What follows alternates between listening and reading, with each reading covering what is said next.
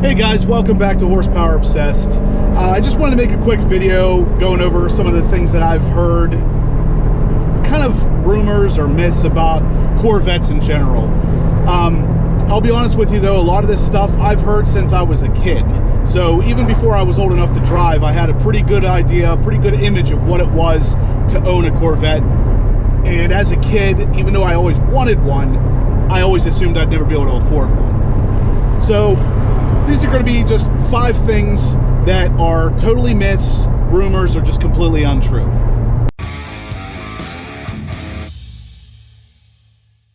Alright, so the first one's going to be that basically you have to be 70, 80, 90 years old to even afford one. So without a doubt, this is the biggest one.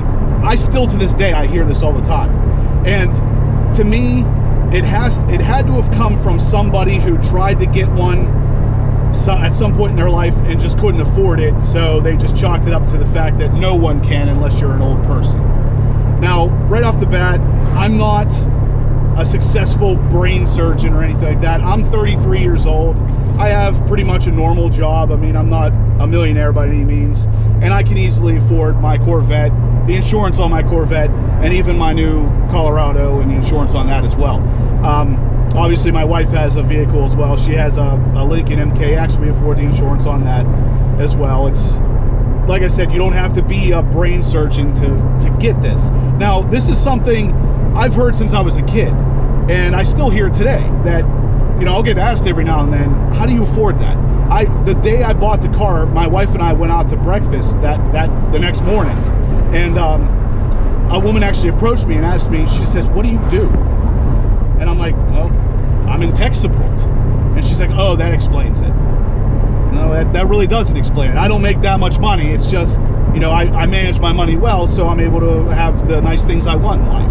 But it just does, I mean, to come up to somebody and ask that kind of question by itself is kind of strange.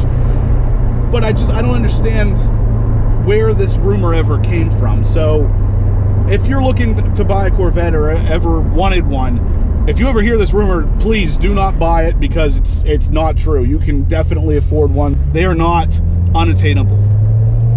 Okay, so the second one, this is obviously a little bit more of a recent one because this has specifically to do with the 7th generation Corvette, is that they're pigs, aka they weigh a lot. Tunnel.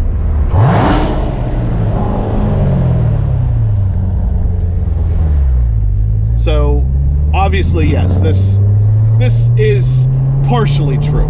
So basically, the last generation, well, the 6th generation Corvette Z06 weighed somewhere around 3,200 pounds.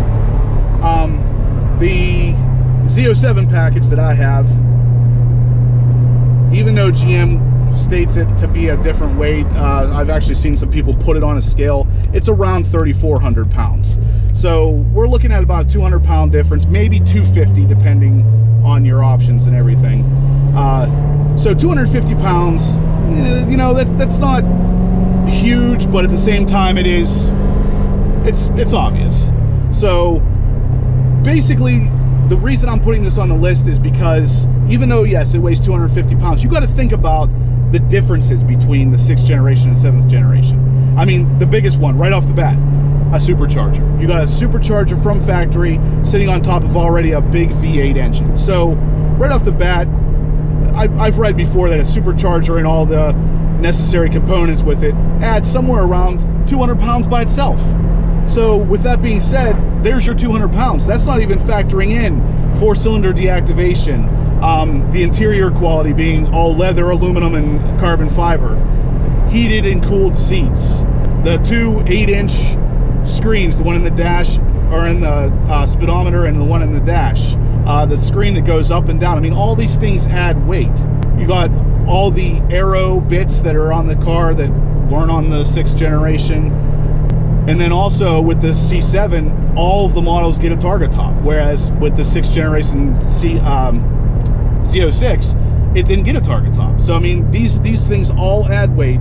They're all going to add a little bit of extra poundage to the car, but at the same time, they're creature comforts. I love the fact that I have a sports car with 650 horsepower that also has air-conditioned seats. I mean, these are things that I would gladly give up the little bit extra weight for. And the sad part is, I hear this myth, rumor, really whatever you want to call it, being thrown around a lot. The difference in weight is very negligible, and it gives you a lot of nice features.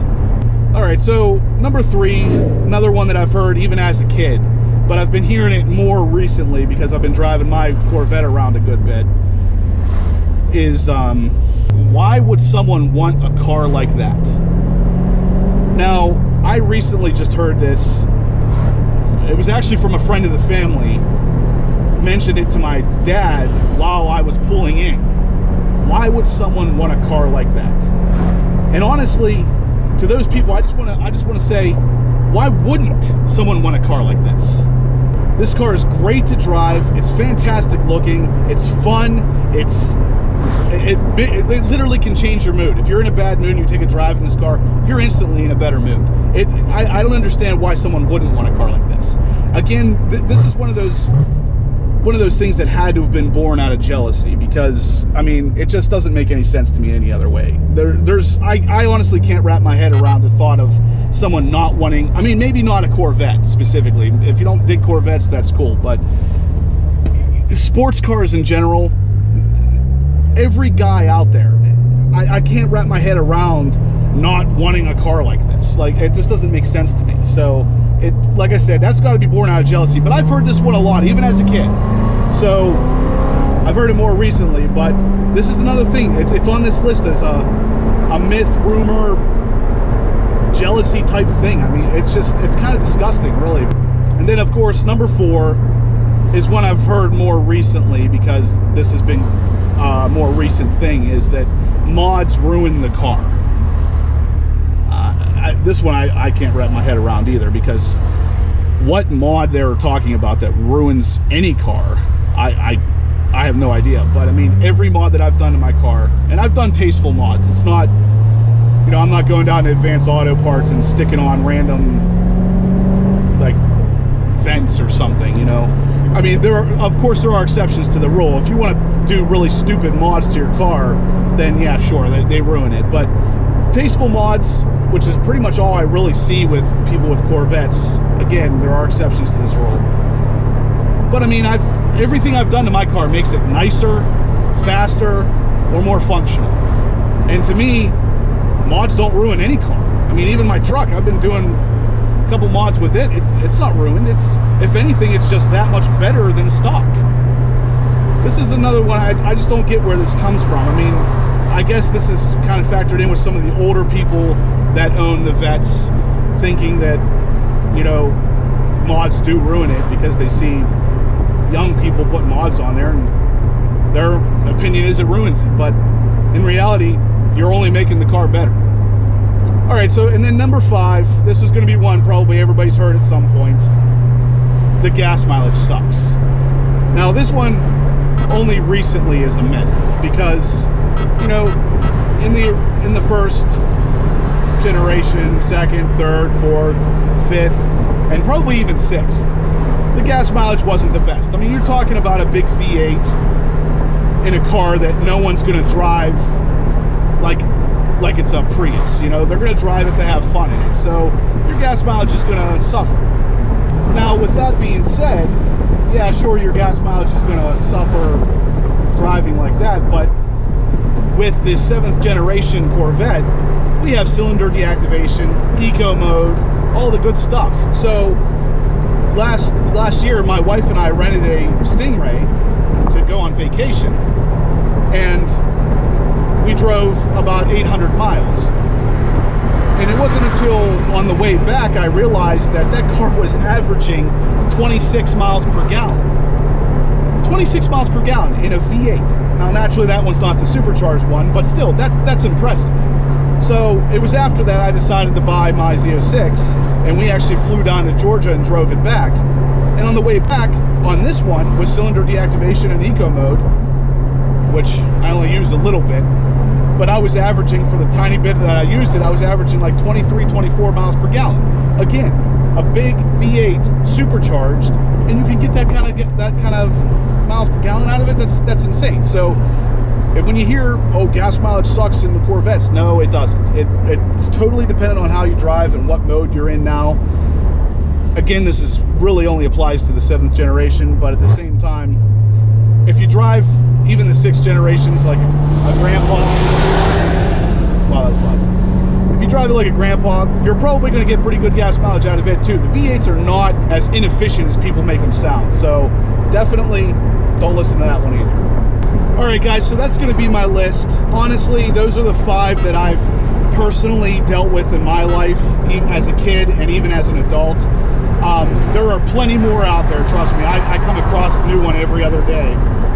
So this list is by no means limited to just these 5, but these are the ones that have affected me personally and that I've heard personally throughout my entire life.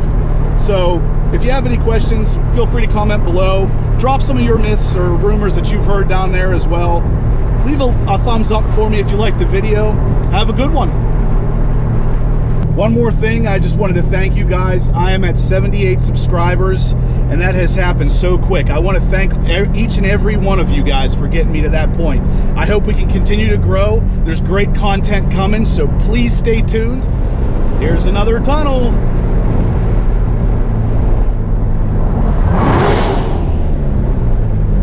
Not bad for a factory exhaust, pretty much.